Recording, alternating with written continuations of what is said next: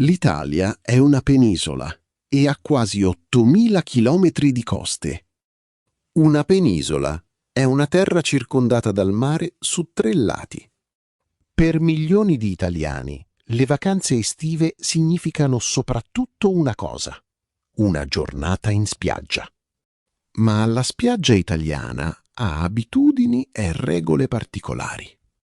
Chi arriva da un altro paese trova subito 2 mondi diversi. Da una parte c'è la spiaggia libera, dall'altra c'è lo stabilimento balneare. Oggi scopriamo questi 2 mondi e prepariamo insieme una perfetta giornata al mare. Alla fine saprai dove mettere l'asciugamano, cosa portare e come comportarti. Prima di tutto, un poco di storia. Nell'Ottocento, cioè nel XIX secolo, i medici hanno iniziato a consigliare i bagni nel mare. Secondo i medici di quel tempo, l'acqua salata faceva bene alla salute. Così, sulle coste italiane, sono nati i primi stabilimenti balneari. Uno stabilimento balneare è una parte di spiaggia organizzata, con servizi e personale. Uno dei primi stabilimenti italiani ha aperto a Rimini nel 1843. Rimini è una città sul mare Adriatico, nel nord dell'Italia.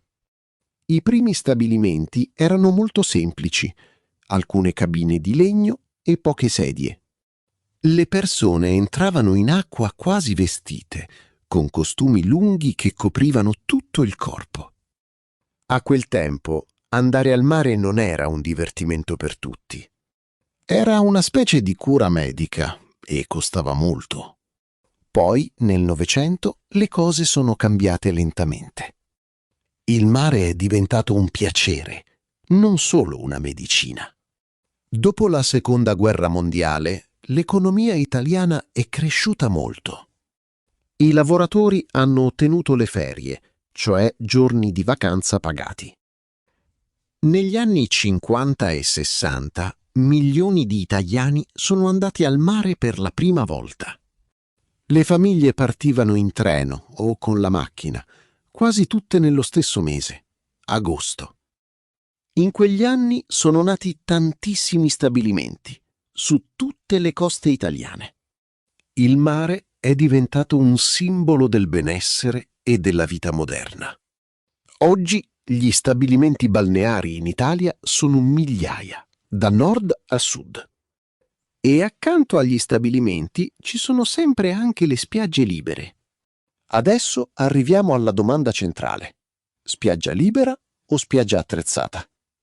La spiaggia libera è una spiaggia pubblica e gratuita. Gratuita significa che non paghi niente per entrare. Sulla spiaggia libera non ci sono servizi, oppure ci sono pochissimi servizi. Non ci sono ombrelloni pronti, non ci sono lettini, spesso non c'è la doccia.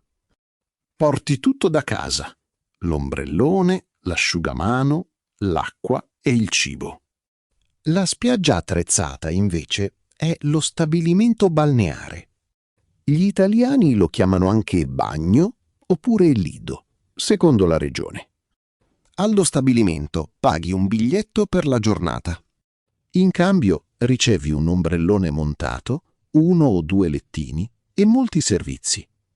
Ci sono le docce, le cabine, il bar e una persona che controlla il mare. Le 2 spiagge spesso sono vicine. Cammini pochi metri sulla sabbia e passi da un mondo all'altro. Molte famiglie scelgono lo stabilimento, molti giovani preferiscono la spiaggia libera. La scelta dipende dai gusti, dal tempo e anche dai soldi. Entriamo prima nello stabilimento e guardiamo tutto con calma. L'ombrellone è un grande ombrello piantato nella sabbia. L'ombrellone fa ombra e protegge la pelle dal sole forte. Sotto l'ombrellone ci sono i lettini e le sedie a sdraio. Il lettino è un letto basso e leggero, perfetto per prendere il sole. La sedia a sdraio è una sedia di tela. Puoi stare seduto o quasi sdraiato. Gli ombrelloni sono organizzati in file ordinate, come una piccola città. Ogni fila ha un numero e ogni ombrellone ha il suo posto preciso. Così ogni famiglia trova subito il suo spazio, anche quando la spiaggia è piena. Questa organizzazione è una caratteristica molto italiana della vita al mare. Poi c'è la cabina. La cabina è una piccola stanza di legno o di plastica. Nella cabina ti cambi, entri vestito ed esci in costume da bagno. Nella cabina lasci anche la borsa, i vestiti e le scarpe. Alcune famiglie affittano una cabina per tutta l'estate. La usano come una piccola casa. Dentro ci sono giochi, creme e sedie. Ci sono anche le docce. Dopo il bagno nel mare, la pelle è piena di sale. Con la doccia togli il sale e la sabbia dal corpo. In molti stabilimenti la doccia fredda all'aperto è gratuita. La doccia calda, invece, spesso si paga con una moneta o un gettone. Il gettone è una piccola moneta speciale, valida solo lì. Poi c'è una figura molto importante, il bagnino. Il bagnino è la persona che controlla il mare e aiuta chi ha problemi nell'acqua. Il bagnino sta su una torretta alta e guarda sempre verso il mare. Vicino alla torretta c'è spesso una barca di salvataggio bianca e rossa. Quando il mare è pericoloso, il bagnino alza la bandiera rossa. La bandiera rossa significa oggi il mare è pericoloso, non fare il bagno.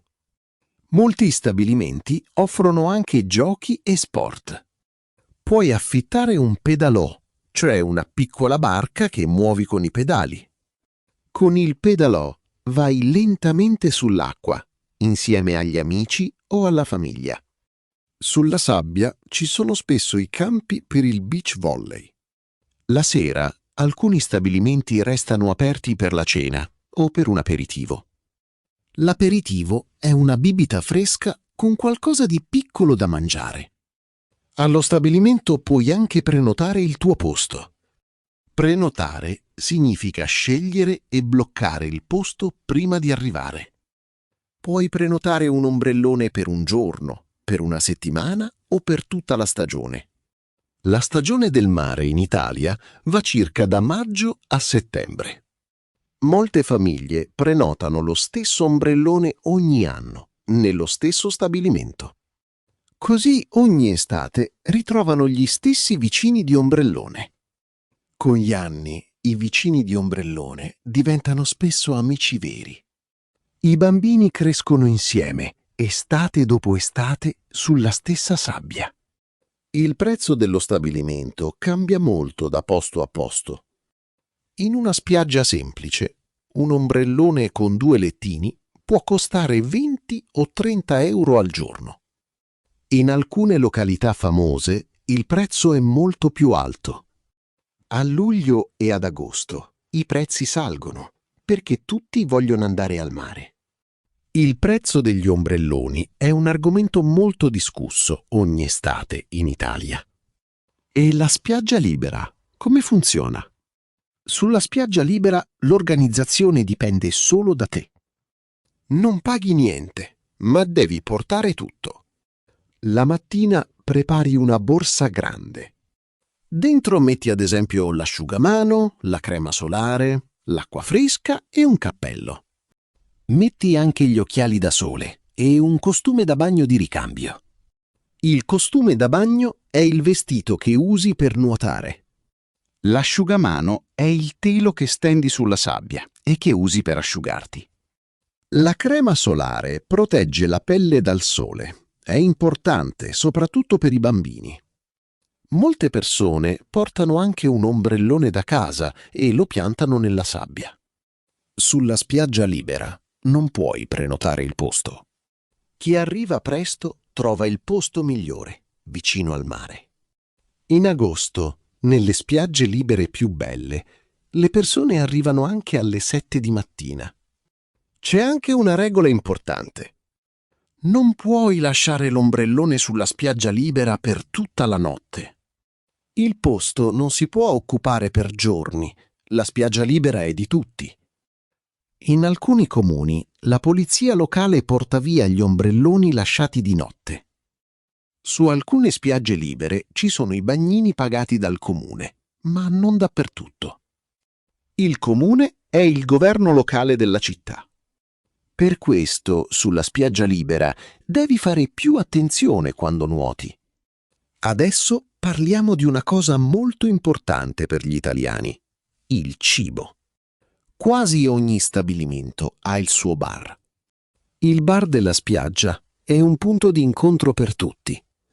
Molti clienti iniziano la giornata proprio al bar. Fanno colazione con un cappuccino e una brioche davanti al mare. Qui compri il caffè, l'acqua fresca, il gelato e spesso un pranzo semplice. Un pranzo tipico al mare è un panino, una focaccia o un piatto di pasta fredda. In alcune regioni, come la Liguria, mangiare la focaccia in spiaggia è quasi una tradizione. Sulla spiaggia libera, invece, molte famiglie portano il pranzo da casa. Usano una borsa frigo, cioè una borsa speciale che tiene il cibo al fresco. Dentro ci sono panini, frutta fresca, pomodori e bottiglie di acqua. Su molte spiagge passano anche i venditori. I venditori camminano sulla sabbia e vendono cocco fresco, bibite fredde e ciambelle dolci. Il cocco è il frutto bianco della palma e in spiaggia è freschissimo. In Italia esiste anche una regola non scritta, molto famosa. Dopo il pranzo, molti genitori dicono ai bambini: «Adesso niente bagno, devi aspettare». Secondo questa idea, nuotare subito dopo il cibo fa male alla digestione. La pausa tradizionale dura anche 2 o 3 ore. I medici oggi sono meno severi, ma questa abitudine resta molto forte. Il mare è bello, ma dobbiamo rispettarlo. Ci sono alcune regole importanti, uguali per tutti. La prima regola è la pulizia. Quando vai via, porti con te tutti i tuoi rifiuti. I rifiuti sono le cose che buttiamo via: bottiglie, carte, resti del cibo. Sulla sabbia i rifiuti restano a lungo e poi finiscono nel mare. Nel mare la plastica fa male ai pesci, alle tartarughe e agli uccelli. La seconda regola riguarda la sabbia e le conchiglie. In alcune regioni, come la Sardegna, è vietato portare via la sabbia e le conchiglie. Vietato significa che la legge non lo permette. Quella sabbia è rara e preziosa e deve restare sulla sua spiaggia. La terza regola riguarda la sicurezza. Guarda sempre le bandiere e ascolta il bagnino. Quando c'è la bandiera rossa, resta fuori dall'acqua, anche se il mare sembra tranquillo. C'è anche una regola per la musica. Il volume deve restare basso. La spiaggia è un luogo di riposo e il riposo degli altri va rispettato. In Italia esiste anche un premio per il mare pulito, la bandiera blu. La bandiera blu è un riconoscimento internazionale per le spiagge pulite e ben organizzate. Ogni anno centinaia di spiagge italiane ricevono questa bandiera. Le coste italiane non sono tutte uguali. Sul mare Adriatico, a est, le spiagge sono lunghe, larghe e di sabbia fine. L'acqua è bassa per molti metri, perfetta per le famiglie con bambini piccoli. Qui gli stabilimenti sono grandissimi e molto organizzati. Alcuni hanno campi da gioco, piscine e attività per i bambini. Sul Mar Tirreno e in Liguria, invece, la costa è spesso alta e rocciosa.